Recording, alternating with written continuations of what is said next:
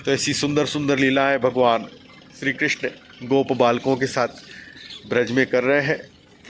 और फिर अगासुर के उद्धार की कथा है। हे परीक्षित, एक दिन श्याम सुंदर वन में ही कलेवा करने के विचार से बड़े तड़के उठ गए और सिंगी बाजे की मधुर मनोहर ध्वनि के साथ अपने बालकों को मन की बात जनाते हुए जगाया।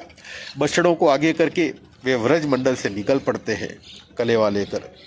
श्री कृष्ण और गोप आपस में बछड़ों को मिला देते हैं और स्थान स्थान पर आपस में खेलने लगते हैं। सब बछड़ों को एक साथ करके खेलने लगते हैं। बड़ी भगवान श्री कृष्ण आगे निकल जाते, सब गोप दौड़ के कहते पहले मैं छूऊंगा, पहले मैं छूऊंगा। इस प्रकार होड़ मच जाती और दौड़ पड़ते और छूकर आनंदित हो जाते हैं।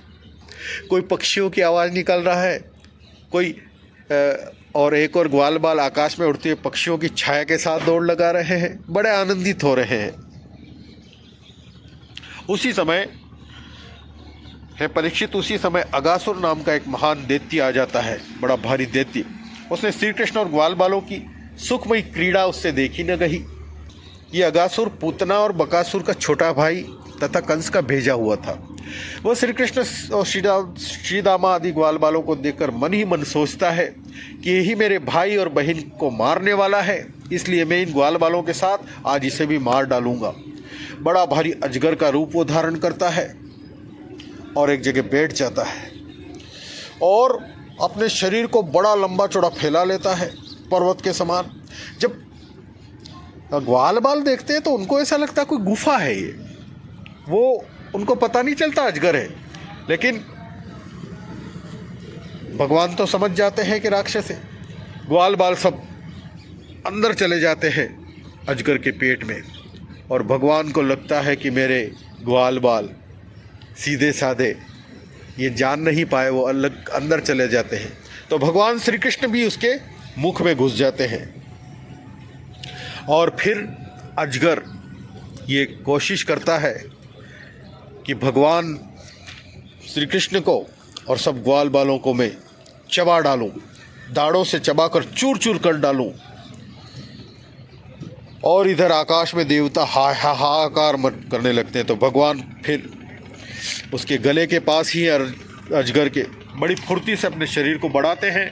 इतना बड़ा कर लिया कि अजगर का गला रुंध गया, उसकी आंखें उलट गई, छटपटाने लगता है, उसकी सांस रुक जाती है और अंत में उसके प्राण ब्रह्मरंध्र फोड़कर निकल गए।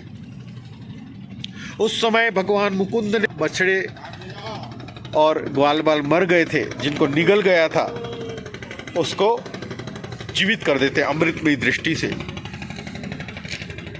और उस अजगर के शरीर से अत्यंत अद्भुत और महान ज्योति निकलती है, वो सब दिशाओं को प्रज्वलित कर देती है। थोड़ी देर तक आकाश में स्थिर होकर वो ज्योति भगवान के निकलने की प्रतीक्षा करने लगती। जब उसके अजगर के शरीर से भगवान निकलते हैं तो वो ज्योति भगवान में ही समा जाती है। श्री कृष्ण ने अपने साथी ग्वाल बालों को मृत्यु रूप अगासुर के मुंह से बचा लिया। अब वो यमुना के तट पर आ जाते हैं। इसके बाद भगवान यमुना के पुलिन पर अपने ग्वाल बालों के साथ जाते और कहते हैं, हे मेरे प्रिय मित्रों, यमुना जी का यह पुलिन अत्यंत रमणीय है। देखो तो सही, यहाँ की बालू कितनी कोमल है और स्वच्छ है। हम लोगों के खेलने की भी यहाँ सामग्री है। देखो रंग बिरंगे कमल खिले हुए हैं, भौरे गुंजार कर रहे हैं, सुंदर सुंदर पक्षी मधुर कलरव कर रहे हैं। अब हम लोगों को यहाँ बैठकर भोजन कर लेना चाहिए, क्योंकि दिन बहुत चढ़ गया है, हम लोग भूख से पीड़ित हो रहे हैं। बछड़े पानी समीप ही पानी पीकर चर रहे हैं। सब ग्वाल बाल कहते हैं कि ठीक है, और एक साथ सब मंडलाकार पंक्तियां सब बना लेते हैं और एक दूसरे से सटकर बैठ जाते हैं। सबकी आंखें श्री कृष्ण की ओर है और आनंद से खिली हुई है।